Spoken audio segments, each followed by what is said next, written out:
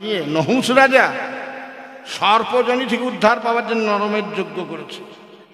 এই ছেলেটিকে নিয়ে গিয়ে সারা গায়ে ঘি মাখিয়ে ওকে আগুনে পোড়ানো হলো। আর কি মা থাকতে পারে?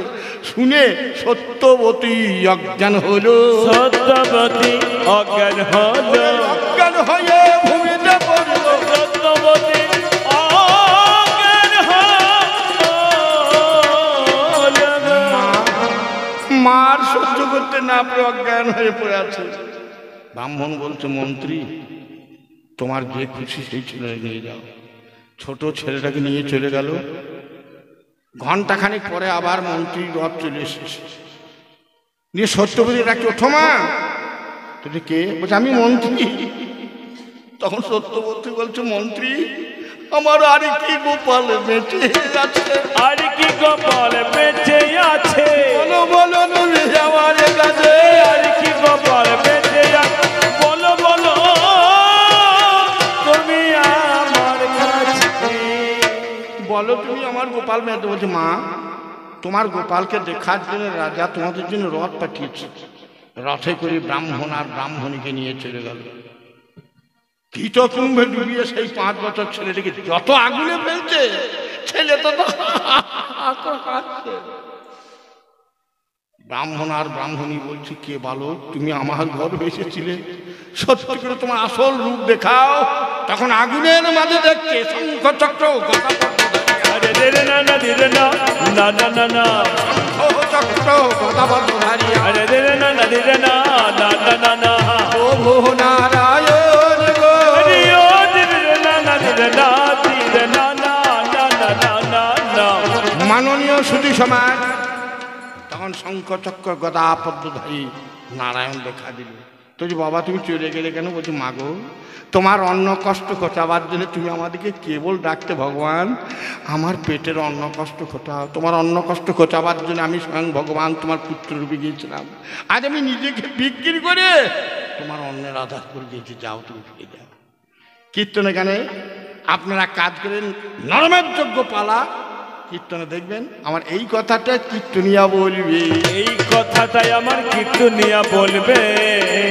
তাহলে মাননীয় সুধী সমাজ, সেই সত্যবতী আর তার স্বামী দুজনেই ভগবানকে দেখেছে, ভগবানকে দেখেছে।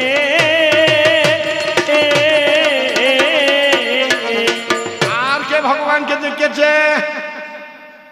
আপনারা জানেন বিল্বমঙ্গল চিন্তার প্রেমে বিভোর হয়ে সাপকে দড়ি মনে করে ঢুকে যায়, পচা কাঠ মনে করে একটা পচা মরাকে ধরে নদী পার হয়। চিন্তা যখন দরজা খুলে এসে দেখলো একটা সাপকে দড়ি মনে করেছে, একটা মরাকে কাঠ মনে করেছে, তখন বলছে এই চিন্তা, বিল্বমঙ্গল এই নশ্বর প্রেমের কোনো দাম নাই, তুমি চলে যাও। কোথায়? না বৃন্দাবনে যাও, কৃষ্ণের সঙ্গে প্রেম করো, তোমারও প্রেম আমার প্রেম অমর হয়ে থাকবে। বিল্বমঙ্গল চিন্তার কথাতে মুখে কৃষ্ণ নাম করতে করতে চলে যাচ্ছে। একটা বেনের মেয়ের সঙ্গে রাস্তায় দেখা, ওর মনে সবসময় চিন্তার কথা ভাবছে। তখন মেয়েটি বলছে, ওগো চিন্তা, তুমি যে বললে আমি যাবো না, তুমি যাচ্ছ কোথায়? বেনের মেয়েটি বলছে, আমি তোমার চিন্তা নয়, তুমি আজকে আমার গায়ে হাত দিয়ে ডাকলে তুমি শয়তান ব্রাহ্মণ। তো মা আমি খুব অন্যায় করেছি মা, আমাকে একটা ভিক্ষা দেবে? বলছি, কি ভিক্ষা নেবে? তোমার ওই মাথার আলপিরের কাঁটা দুটো আমাকে দাও। দুটো কাঁটা তুলে দিয়েছে। তখন বলছে, মা গো তোমার কাঁটা তোমাকে আমি ফেরত দেবো। আমার হাত বেইমানি করে না, আমার পা বেইমানি করে না, বেইমানি করেছে সবার চোখ। আমি চোখ দুটোতে বিঁধে দিলাম, দরদর করে রক্ত পড়ছে। এবার বলছে, মা এইবার তোমার বেলকুড়ির কাঁটাটা তুলে নাও, দিয়ে আমাকে বৃন্দাবনের রাস্তাটা ধরিয়ে দাও। বেনের মেয়ে বৃন্দাবনের রাস্তা ধরিয়ে দিয়েছে। আর বিল্বমঙ্গল কাঁদছে বলছে, হে মাধব নন্দ কিশোর, কোথায় তব ব্রজধাম, কোথায় তব ব্রজধাম।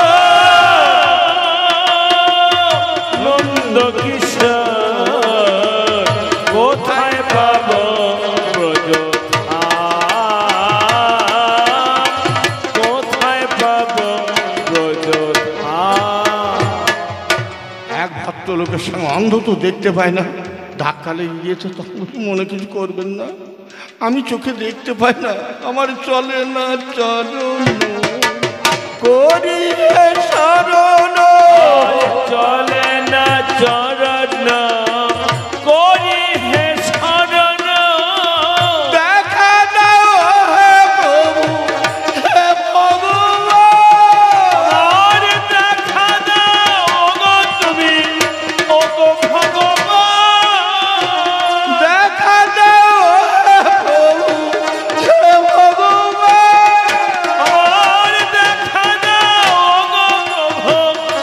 গো ভগবান, কোথায় যাব ব্রজধাম, কোথায় যাব ব্রজধাম। চপ করে একটি বালক হাতে ধরেছে, দেখছি আর এগিয়েও না। বলছি, কেন? তুমি তো বৃন্দাবনে চলে এসেছো, এই তো যমুনা। তুমি অন্ধ? বলছে, আমি অন্ধ। বলছে, আমাকে হাত ধরে পার করে দাও। বলছে, আমার হাত দুটি ধরে নিয়ে চলো সখা, আমি যে দেখিতে পারি না। আমার হাত দুটি ধরে নিয়ে চলো সখা, আমি যে দেখিতে পাই না। যমুনা পার হয়ে গিয়ে সেই বালক বলছে, হাগো বৃন্দাবনে যে আসে কানতে না, চোখের জল মুছিয়ে দিচ্ছে। বিল্লগমঙ্গল বলছে, ঠাকুর এই বালককে মঙ্গল করো, আমার এতদিন চোখের রক্ত পড়েছে, কেউ মুছিয়ে দেয়, আজ এই বালকের এত করুণা, আমার চোখের জল মুছিয়ে দিচ্ছে। এই বলে বালকের মাথায় হাত দিতে যাচ্ছে, তখন দেখছে কি ব্যাপার, চূড়াতে হাত পড়েছে। তখন বলছে, এই তো কে বালক, আমার চোখে হাত দিলে, আমি তো দেখতে পাচ্ছি, ওই তো সেই তামালের গাছ, ওই তো সেই ব্রজগোপালের মন্দির। বলছে, তুমি বালক নও? ভগবান বলছে, আমি বালক নই রে, ভক্তেই ডাক, আমি থাকতে পারি না, আমি মন্দির ছেড়ে তোকে আজ যমুনাতে পার করতে এলাম। তাহলে বিল্লমঙ্গল ভগবানকে দেখেছে,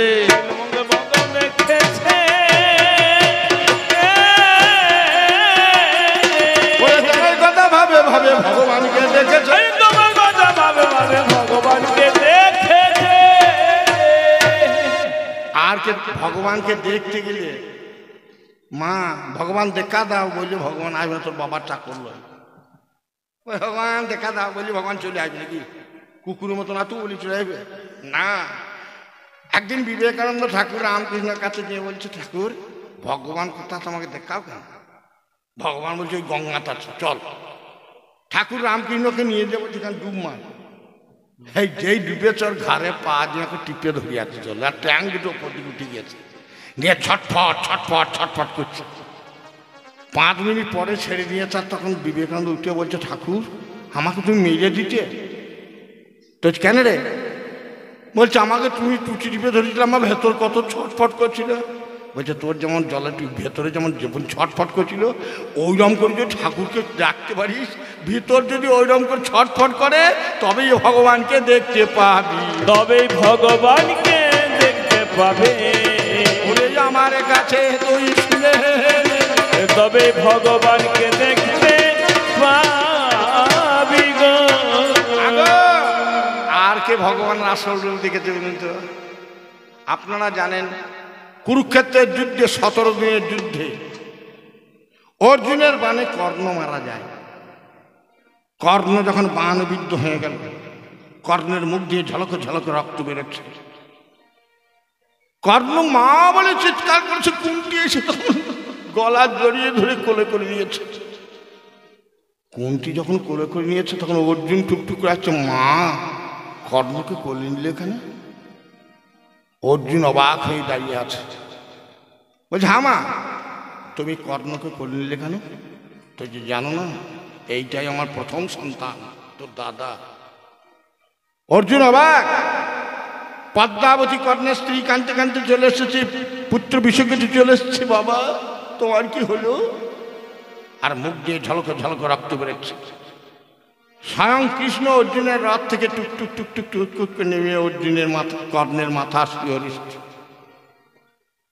কর্ণ তাকিয়ে তাকিয়ে বলছে, হে গোবিন্দ, তুমি এসেছ? কৃষ্ণ বলছে, হ্যাঁ এসেছ। বলছে, হে গোবিন্দ, তুমি আমার কাছে এসেছো, তুমি একদিন আমার ঘরে গিয়েছিলে, দিয়ে বলেছিল রণমাংস গাবাঙ্গে বিশ্বকেতুর মাংস কেটে দিয়েছিলাম, দিয়ে দাতা কর্ণ নাম দিয়েছিলে। দেবরাজ ইন্দ্র আমার কবচ কুণ্ডল চাইল, তাই দান করে আমি দাতা কর্ণ নাম নিয়েছিলাম। প্রভু, আমার তো শেষের দিন, আমি তো মরে যাব, আর কিছু নেবে? কৃষ্ণ তখন বলছে, কর্ণ, কর্ণের দুটো দাঁত সোনা দিয়ে বাঁধানো ছিল, বলছে ওই সোনার দাঁত দুটি আমাকে দাও। কর্ণ কাঞ্ছার বলছে, প্রভু, আমি দাঁত দুটি তোমাকে দেব, কিন্তু দাঁতে মুখ দিয়ে ঢলকে ঢলকে রক্ত বেরিয়েছে, দাঁত তো রক্ত মাখা হয়ে গেছে, লাল হয়ে গেছে। আমি তোমাকে দেবো, কিন্তু তুমি ধোবে কোথায়? এই আমার রক্ত তুমি ধৌত করবে কোথায়? পুকুরের জলে ধুলে হবে না, নদীর জলে ধৌত করলে হবে না, কলের জলে ধুলে হবে না, হরের জলে ধুলে হবে না, গঙ্গা জলে ধুলে হবে না, কোনো নদীর জলে ধুলে হবে না। যে জলে মানুষ না দিয়েছে সেই জলে তোমাকে ধুতে হবে। কৃষ্ণ তখন বলছে, দাও। রক্তাক্ত দাঁত দুটি কৃষ্ণের হাতে তুলে দিয়েছে। কর্ণ তাকিয়ে তাকিয়ে দেখছে, কৃষ্ণের চোখ দিয়ে জল পড়ছে, হাত ধুয়ে চলে যাচ্ছে। বলছি, ওরে ভক্ত, তোর জন্য প্রাণ আমার কাছে, কিন্তু কোনো উপায় নাই, তোকে বাঁচাবার নিয়তি কেন বাধ্যতেই আমার উপরে একজন আছে নিয়তি। কর্ণকে বলছি, কর্ণ, শেষ বেলাতে সোনার দাঁত দুটি তাও আমাকে দিয়ে গেলে, তুমি আমাকে কিছু চাও? কর্ণ বলছে, কি চাবার শেষের দিনে? হে প্রভু, আমি তো মরব, আমার তো দেহটিকে সৎ কাজ করতে হবে। তোমার চরণে আমার একটি নিবেদন, আমার দেহ যে চিতাতে পূর্বে জগতের লোক সেই চিতাতে কেউ এখনো পর্যন্ত পড়ে নাই, এমন চিতাতে আমার দেহখানটি পোড়াও। স্বয়ং ভগবান ফাঁপড়ে পড়ে গেল, কর্ণ মারা গেল। ভগবান বাম হাতে চিতা প্রজ্বলিত করে ডান হাতে করে কর্ণের দেহখানটি নিয়ে চিতার উপর পোড়াচ্ছে, আর বলছে, হে দেখো তো ভাইজন, দেখে যাও কর্ণ কত বড় ভক্ত। আর ভগবানের চোখে জল পড়ছে। পদ্মাবতী বলছে, প্রভু, আমার স্বামী দান করেছে, আমি কি অর্ধেক ভাগ পাবো না? তো পাবে, তুমি কি নেবে বলো? বলছে, প্রভু, আমার স্মৃতির সিঁদুর হাতের শাখা চলে যাবে। তখন বলছে, না পদ্মাবতী, আমার এই হাতের চিতা যুগ যুগ জ্বলবে, আগুন নিভাবে না। আর চিতা যতক্ষণ জ্বলবে ততক্ষণ তোমার স্মৃতির সিঁদুর থাকবে। যেমন রাবণের চিতা যুগ যুগ জ্বলছে, মন্দোদরী সধবা, স্বামী মরেও সধবা হয়েছিল পদ্মাবতী। বৃষকেতু বলছে, আমার কি হবে উপায় বাবা? তো যে, হে গোবিন্দ, আমার কি উপায় হবে? তো যে বৃষকেতু, অর্জুন, বৃষকেতু তোমার দায়িত্ব থাকবে, তুমি ওকে সঙ্গে করে নিয়ে থাকবে, আমি আর থাকবো না। আমি যখন দ্বারকায় চলে যাব, তোমার ওই বৃষকেতু হবে, অর্জুনের হবে বৃষকেতু সারথি। অর্জুনের হবে বৃষকেতু সারথি। আমি বলে গেলাম আজ মধুর ভারতী, অর্জুন হবে আজ কৃষ্ণ সারথি। তাই বলছি, মাননীয় সুধী সমাজ, এখনো তোর জ্ঞান হলো না কেন? এখনো তোর জ্ঞান হলো না, এখনো তোর জ্ঞান হলো না, আমার এখনো তোর জ্ঞান হলো না, এখনো তোর জ্ঞান হলো না, এখনো তোর জ্ঞান হলো না।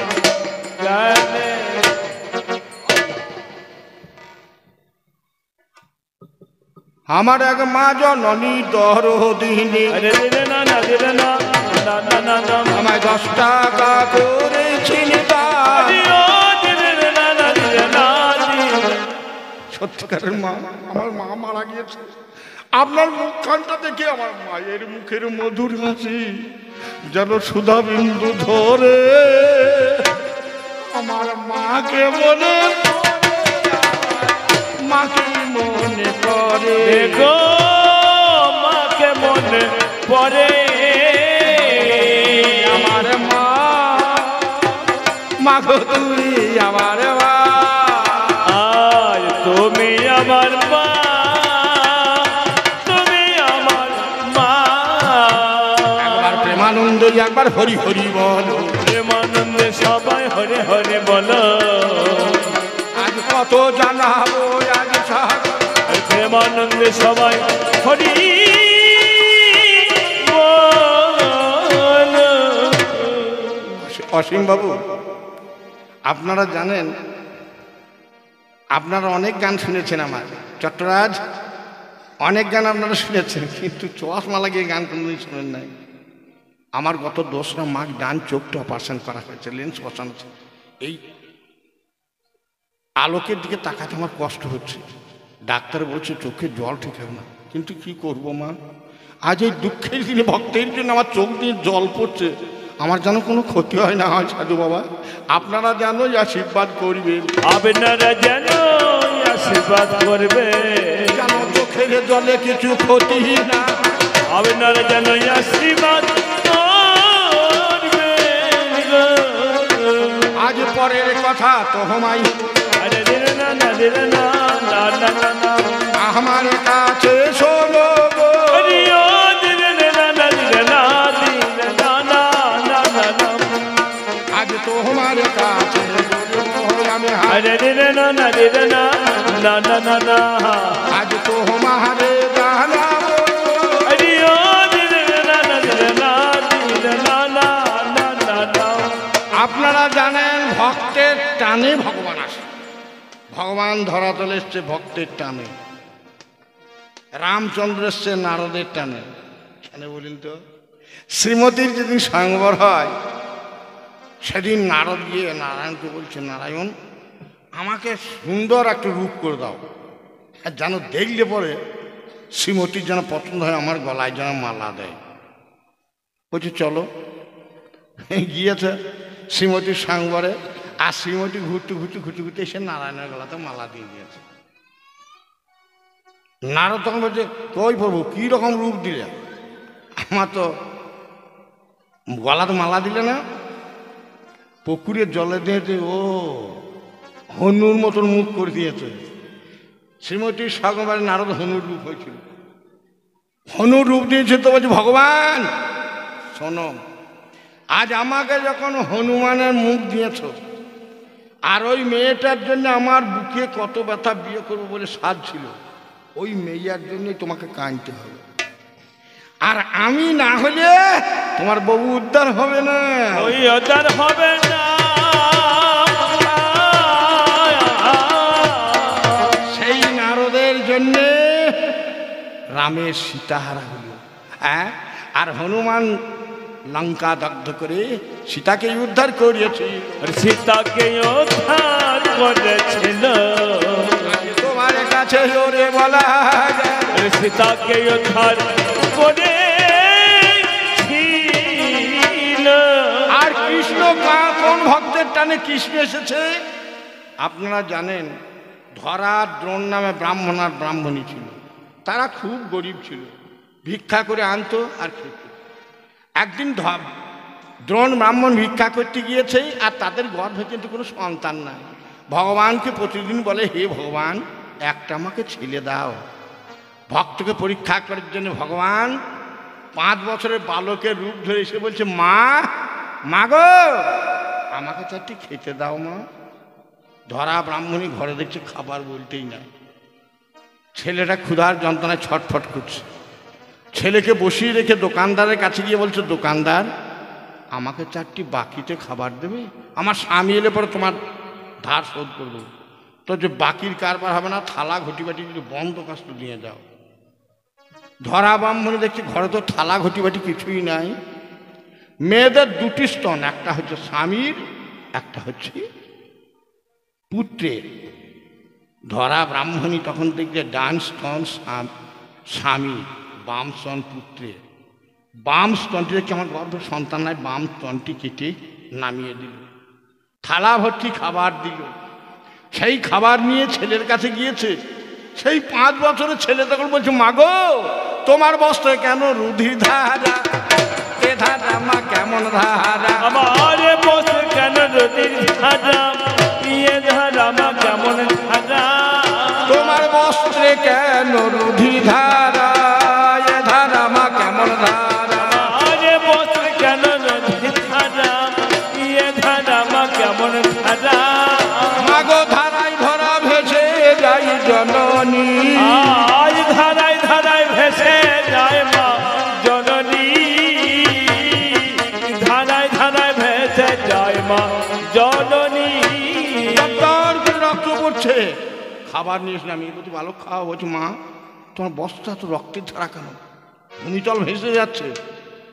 5 বছর ছেলে বলছি মা আমি জানি মেয়েরা মাসে একবার করে অসুচি হয়, এবং অসুচি হয় যে মেয়েরা রন্ধন শালে যাই না তারা, আজ অসুচি হয় মায়েরা রন্ধন শালায় যায় না দাদা, অসুচি হয় যে মেয়েরা রন্ধন শালে যাই না তারা, আজ অসুচি হয় যে মেয়েরা রন্ধন শালায় যায় না তারা, তুমি কেন রান্না করিলে শুনি, আজ তুমি কেন রান্না করলে শুনি,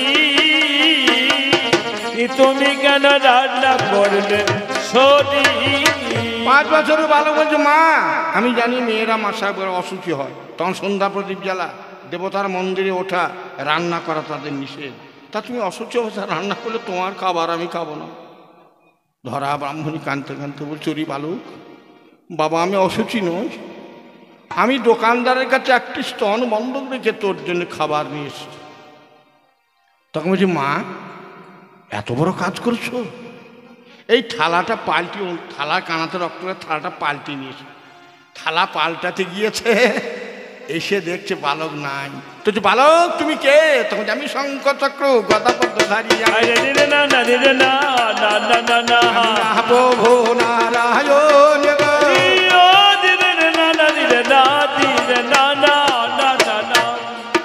বলছে প্রভু নারায়ণ। তা বলছে হ্যাঁ মা তুমি পরীক্ষায় পাস করেছো, তুমি কি চাও বলো। ধরা ব্রাহ্মণী তখন বলছে, বাবা গোপাল হে নারায়ণ তুমি আমার ছেলে হও, আমি যে মাকে যেন গর্ভে ধারণ করতে পারি। বলছি মা তোমার গর্ভে যেতে পারবো না। বলছি কেন? ত্রেতা যুগে রাম অবতারে কৈকেয়ীকে কথা আছে, রাম যখন বনবাসে যায় কৈকেয়ী হাসছে। সেদিন কৈকেয়ীকে রাম বলেছিল আমি তোমার গর্ভে জন্ম নেবো, কিন্তু তোমার স্তন পান করবো না। যার জন্য মা আমি কৈকেয়ীর গর্ভে জন্ম নেবার কথা আছে, তোমার গর্ভে জন্ম নিতে পারবো না। তো তাহলে বাবা আমি তোমাকে সন্তান রূপে পাবো না? বলছে হ্যাঁ মা তুমি আমাকে পাবে। কি করবে? যে স্তন কেটে তুমি আমার জন্য খাবার নিয়ে এসেছ, হ্যাঁ সেই কাটা স্তন আমি পান করতে যাব।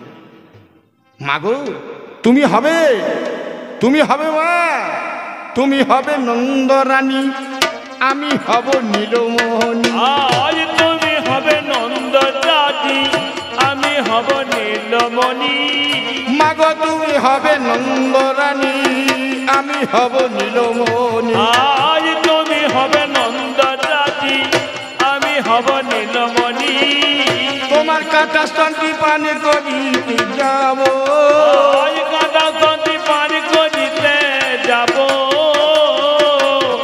কাটা স্তনটি পান করিতে যাব। মাগো সেই ধরা ব্রাহ্মণী কে হলো? দাপরের সেই মা যশোদা, আর কৃষ্ণ তার গোপাল রূপে এলো। তার জন্যে ওরে ভক্তের টানে ভগবান এলো, ভক্তের টানে আজ ভগবান এলো। আরে ভক্তের টানে ভগবান এলো, আরে ভক্তের টানে ভগবান এলো। ও প্রেমানন্দে আমার হরি হরি বলো। ওরে 3টে টানে ভগবানকে পাওয়া যায়। স্বামীর প্রতি স্ত্রীর টান, স্ত্রীর প্রতি স্বামীর টান, আর সন্তানের মায়ের প্রতি সন্তানের টান। ওরে 3 টানে ভগবান, 3 টানে ভগবান।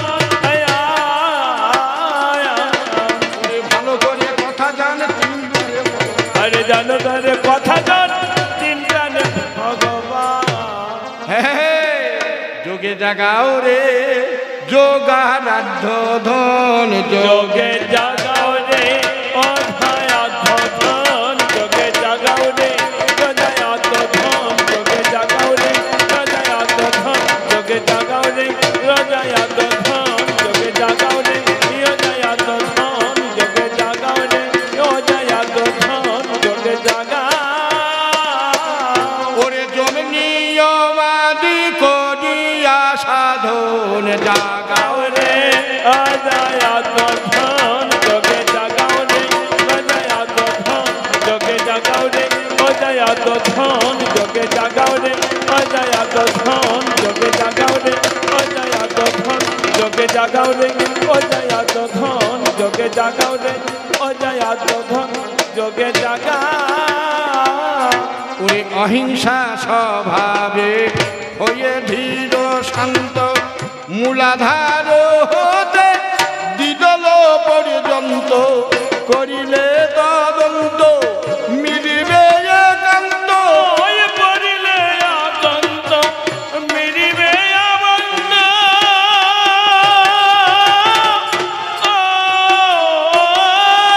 ওরে কৃতান্তের কৃতান্ত শ্রীমধুসূদন জাগাও রে হৃদয়াধ্য ধন, যোগে জাগাও রে হৃদয়াধ্য ধন, যোগে জাগাও রে হৃদয়াধ্য ধন, যোগে জাগাও রে হৃদয়াধ্য ধন, যোগে জাগাও রে হৃদয়াধ্য ধন, যোগে জাগাও রে হৃদয়াধ্য ধন, যোগে জাগা ওরে পুর করে চক কুম্ভক অভ্যাসে পবিত্র স্বভাবে প্রাণায়াম আসে, আকাশে বাতাসে ভাসে চিদানন্দ ভাসে, আকাশে বাতাসে চিদানন্দ ভাসে।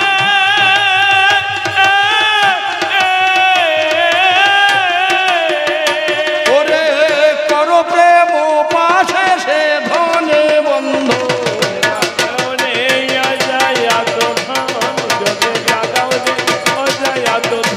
যোগে জাগাও রে হৃদয়াধ্য ধন, যোগে জাগাও রে হৃদয়াধ্য ধন, যোগে জাগাও রে হৃদয়াধ্য ধন, যোগে জাগাও রে হৃদয়াধ্য ধন, যোগে জাগা বলছে যোগে জাগা, যোগ করতে শেখো। যোগ করতে গিয়ে তোমার বিয়োগ হচ্ছে।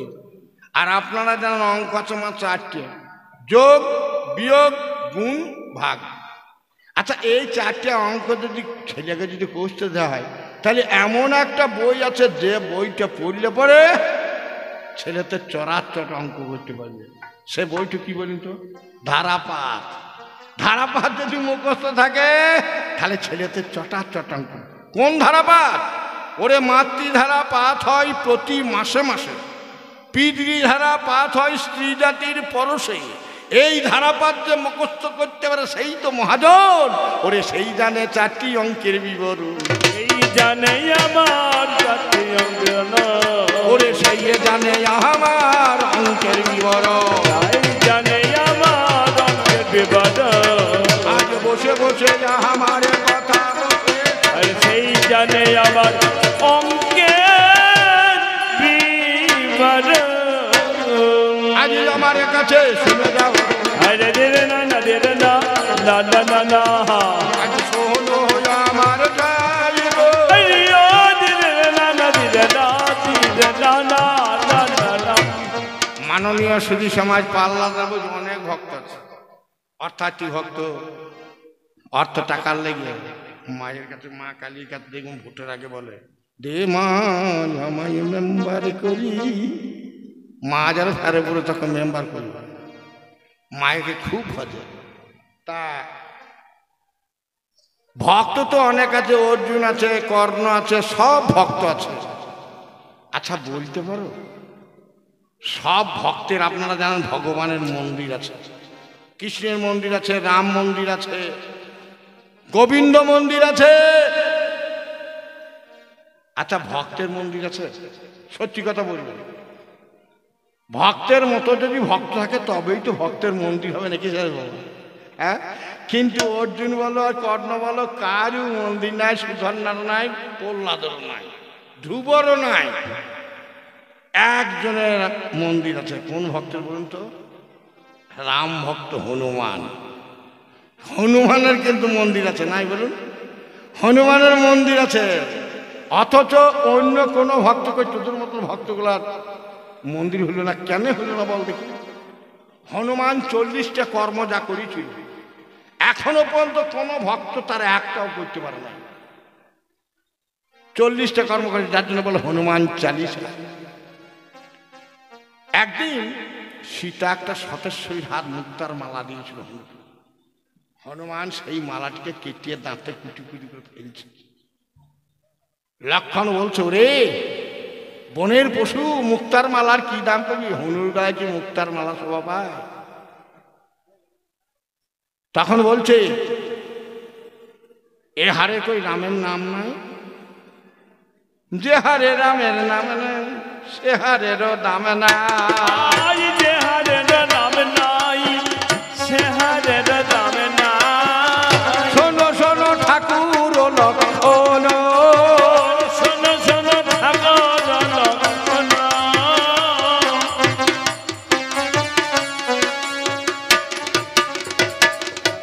লক্ষণ শোনো। লক্ষণ বলছে, হারে হে বনের পশু হনুমান, তোর দেহ তো মধ্যে 206খানা তো হারে নাম নাম লেখা আছে।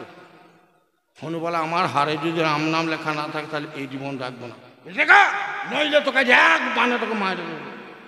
হনুমান কান ছাড় বলছে, রে তুই আমাকে আজ মারবি, আমি তোকে মারতে পারবো না, আমি তোকে মারতে পারবো না। আজ লক্ষণ তুই কি করে বললি হনুমান তোকে আজ আমি এক বানে মেরে দেবো? ওরে তোর কথা শুনে আমার বুক কেঁপে উঠল। একদিন লক্ষণ জানিস তুই রাবণের শক্তিশালী বানে তুই পড়েছিলিস। এই হনুমান সেদিন গন্ধমাদন পর্বত থেকে বিশল্য করে অস্থি সংসার নিমিত সঞ্জীবনী মন্ত্র গন্ধমাদন পর্বত থেকে সে ওষুধ নিয়ে এসে তোকে বাঁচায়। সতী নারীর স্তনদুগ্ধ ভিক্ষা করে নিয়ে আসে মন্দোদরীর কাছে, দিয়ে তোর জীবন বাঁচিয়েছে। আজ তোর দেহ তো বল হয়েছে লক্ষ্য, তাই তো আজ হনুমানকে বলছিস তোকে এক বানে মেরে দেবো। লক্ষণ চক্র হনুর পায়ে ধরছে, বলছে, হনু দাদা আমাকে ক্ষমা করো, আমি বড় ভুল করেছি। যেই পায়ে ধরছে অমনি অমনি হনুমানে তখন আমার বুক চিরে দিল। হনুমানে এখন আমার বুক চিরে দিল। ওরে হারে হারে রাম নাম দেখায় গেল, হারে হারে রামের নাম তাই তোরে গেল। জগতের লোক সবাই দিকে হনুর প্রত্যেকটা হারে রাম নাম লেখা আছে।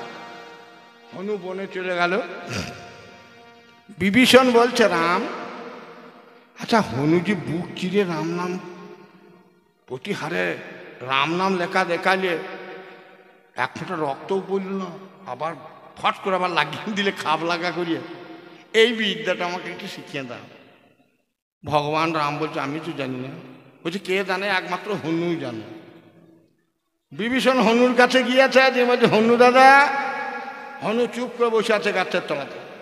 বলছে, তুমি যে বুক চিরিয়ে রাম সীতার নাম দেখালে ওই বিদ্যা তুমি কার কাছে শিখেছো? আমাকে একটু শিখিয়ে দাও কেন? বলার সঙ্গে সঙ্গে দেখেন হনুর চোখে চোখ পড়বে, হনু দাঁত দেখিয়ে দেয়, দাঁত দেখিয়ে মুখটা ঘুরিয়ে দিল। আবার বিভীষণের সামনে গিয়ে হনু ওই বিদ্যাটা আমাকে শিখিয়ে দাও। বলার সঙ্গে সঙ্গে জীব দেখিয়ে দিয়ে আর এক মুখ ঘুরিয়েছে। বিভীষণ ন্যাচর বান্ধ হয়ে তার কাছে দিয়ে বলছে, হনু আমাকে বলে দাও, তোমার পায়ে পড়ছি। তখন হনুমান নিজের ধুমটো বার করে দেখাচ্ছে। লজ্জিত হয়ে বিভীষণ যে রামের কাছে গিয়ে বলছে, হনু খুব অসভ্য। বলছে, কেন? প্রথম আমাকে দাঁত দেখালে, তারপর আমাকে জীব দেখালে, শেষকালে আমাকে ধোঁন দেখাচ্ছে।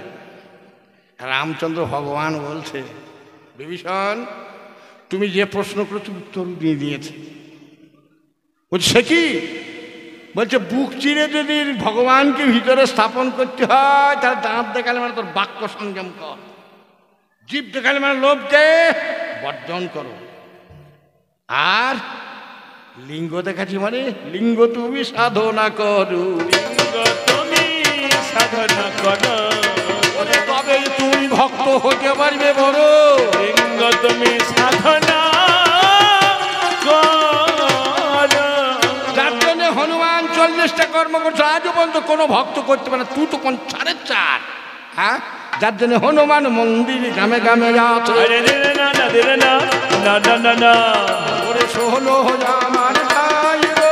রিও দিলে না না দিলে না দিলে না না না না না না না ওরে ভক্ত হওয়া শক্ত কথা। আরে দিলে না না দিলে না না না না না ওরে গুরু থাকিবে বসে রে। রিও দিলে না না দিলে না দিলে না না না না না। মাননীয় সুধী সমাজ, গাছের ফল গাছে থাকবে, গোড়া পড়বে, মোটা পড়বে খুশি। কোন বৃক্ষ? আমাদের এই দেহ কল্প বৃক্ষ। এই বৃক্ষের ফল কি? দুটো চোখ। চোখকে বলা হয় গুরু, সেই তো জগতের আলো আমাকে দেখায়। গুরু বসে থাকবে মানে চোখের তারা বসে থাকবে। আর যে মোটাতে চোখ ধরে আছে সেই নয়ন ধারাবাই ঝরিয়ে পড়িবে। আরে নয়ন ধারায় আমার ঝরে পড়বে, তবে জগতে ভক্ত হবে। নয়ন ধারায় আমার ঝরে পড়বে। মাননীয় সুধী সমাজ, আপনারা জানেন রূপ গোস্বামীরা বাংলাদেশ থেকে এসে মালদহে রামকেলির মেলাতে ছিল, আর গৌরাঙ্গ মহাপ্রভু হরিনাম করতে করতে চলে যায়। হরিনাম করতে করতে গিয়ে দেখছি রামকেলির মেলাতে ওরা দুই ভাই মিলে খুব হরিনাম করছে। তো ঝাড়ে, তোদের নাম কি? বলছে ওর নাম অনন্ত রায়, আমার নাম কুমার রায়। ও, আমাদের আরো নাম আছে। বলছে কি নাম? বলছে লক্ষণ সেনের দরবার আমরা দারোয়ানের কাজ করি, তো যার জন্য আমার নাম সাকর মল্লিক, ওর নাম হচ্ছে দাবি খান। বলছে তোর মুসলমান? বলছে মুসলমান আমরা লোক। আরে তোরা যে হরিনাম করছিস, চোখের ধারা পড়ছে, তোরা তো ভক্ত হয়ে গেছিস রে, তোদের দীক্ষা হয়েছে? তখন মহাপ্রভুকে বলছে আমাদের দীক্ষা হয়নি। তবে যে তোর নাম রূপ, ওর নাম সনাতন। কানে কানে দীক্ষা মন্ত্র দিল। দিয়ে রূপ গোসাই বলছে প্রভু আমি তো আপনাকে গুরু দক্ষিণে দিতে পারলাম না। বলছে গুরু দক্ষিণে দিতে হবে না, তোকে 3টে কাজ করতে হবে, তাহলে তোর গুরু দক্ষিণা দেওয়া হবে। 3টে কাজ কি? এমন একটা গ্রন্থ লিখতে হবে যাতে ভক্তের চোখে জল বেরিয়ে। একটা কাজ। 2 নম্বর কাজ হচ্ছে বৃন্দাবনে জঙ্গলে পরিপূর্ণ হয়েছে মুসলমানদের অত্যাচারে। ওই জঙ্গলগুলা সাফ করতে হবে। কোথা রাধাকুণ্ড, শ্যামকুণ্ড কোনখানে চেনা যাচ্ছে না। 2টো কর্ম। 3 নম্বর কথা আপনারা জানেন, বৃন্দাবনের রাধা গোবিন্দের মন্দির ছিল 7 তলা। 7 তলা মন্দিরের ওপর একটা প্রদীপ ছিল। সেই প্রদীপে তখন তো ইলেকট্রিক আলো ছিল না, 50 কেজি গাওয়া ঘি লাগতো প্রতি রাতে। তাতে পোলটা লাগানো ছিল, গোটা বৃন্দাবন আলোকিত হইত। সেই প্রদীপের শিখা যখন আগ্রা তাজমহলে 6টা লাগে, দিল্লির মসনদে তখন বসে আছে শাহজাহান। শাহজাহান তখন বলছে আরে ঔরঙ্গজেব তো কি বাবা, আরে এত আলোর 6টা আমার তাজমহলে এসেছে কোথাকার রে? তো বৃন্দাবনে রাধা বল্লভের মন্দিরের। তো মন্দিরের চূড়াটুকু ভেঙে দিয়েছে। মন্দিরের চূড়াটাকে যখন ভাঙতে যায়, ওই মন্দির তৈরি করেছেন রাজস্থানের রাজা মানসিংহ। মানসিংহ বুঝতে পেরে রাধা গোবিন্দের মূর্তিটিকে নিয়ে গিয়ে পুনরায় রাজস্থানের জয়পুরে আবার রাধা গোবিন্দের মন্দির তৈরি করে। 7 তলা মন্দিরের 3 তলা ভেঙে দিয়েছিল, থাকে 4 তলা। গৌরাঙ্গ মহাপ্রভু রূপ গোসাইকে বলছে 3 নম্বর কাজ হচ্ছে মন্দিরটিকে তোকে গড়ে দিতে হবে, আবার ওই গোবিন্দ মন্দির স্থাপন করতে হবে। এই 3টি কাজ করে তোর গুরু দক্ষিণা হয়ে যাবে। রূপ গোস্বামী একটা বই লিখেছে উজ্জ্বল নীলমণি, সেই বই পড়লে ভক্তের চোখের জল বেরিয়ে যাবে। রাধাকুণ্ড শ্যামকুণ্ড পরিষ্কার করে দিয়ে বৃন্দাবনে বন জঙ্গল সাফ করে দিয়েছে। এইবার রাধা গোবিন্দের মন্দির তৈরি করতে হবে। তখন বলছে গুরুদেব আমি এত পয়সা কোথা পাবো? তো যে ভিক্ষা ছাড়া তোর দীক্ষা হবে না। ভিক্ষা ছাড়া তোর দীক্ষা হবে না। রূপ গোসাই তখন প্রতি দাঁড়ে দাঁড়ে গিয়ে ঝোলা পেতে গিয়ে মীরাবাইয়ের দাঁড়িয়ে বলছে আবাই কিছু ভিক্ষা দাও গো আজ খানে, কিছু ভিক্ষা দাও গো।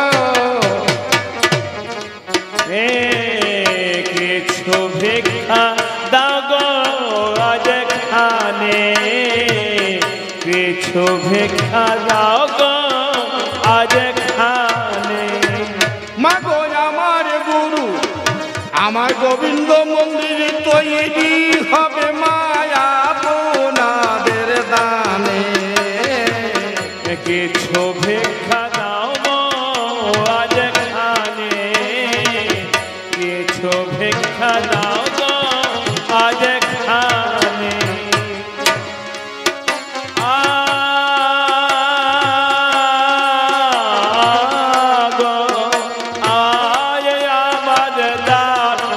করলে পরে ভগবান তার মঙ্গল করে মা গো। মা গো আমার জানি করলে পরে ভগবান তার মঙ্গল করে মা গো। তাই আমার দান করলে পরে ভগবান তার মঙ্গল করে মা গো। ও তার ধনে পুটে আপনি বাড়ি দিন ভুবনে, কিছু ভিক্ষা দেন গো আজ খানে, কিছু ভিক্ষা দেন গো আজ খানে। মাগো দানে কোনো দিন হয় না নষ্ট, তুষ্ট হয় মা ব্রজের কেশে মাগো। দান কোনদিন হয় না নষ্ট, দুষ্ট হয় মা বোঝের কেষ্ট মা গো। মাগো দানে কোনো দিন হয় না নষ্ট, তুষ্ট হয় মা ব্রজের কেশে মাগো। দান কোনদিন হয় না নষ্ট, অতুষ্ট হয় মা বোঝের কেষ্ট মা গো। মাগো দূষিত হয় মা ব্রজের কেশে মধুর বৃন্দাবনে, আজ কিছু ভিক্ষা দেন গো আজ খানে, কিছু ভিক্ষা দেন গো আজ খানে। মাগো আমার দান করলে পরে ভগবান তার মঙ্গল করে মাগো। মা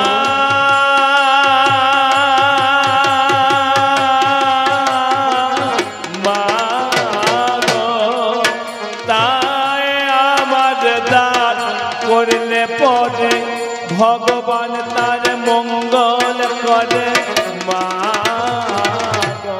ও তা ধনে পুঁতে আপনি বারে এ দিন ভুবনে, আজ কিছু ভিক্ষা দেন গো আজ খানে, কিছু ভিক্ষা দেন গো আজ খানে।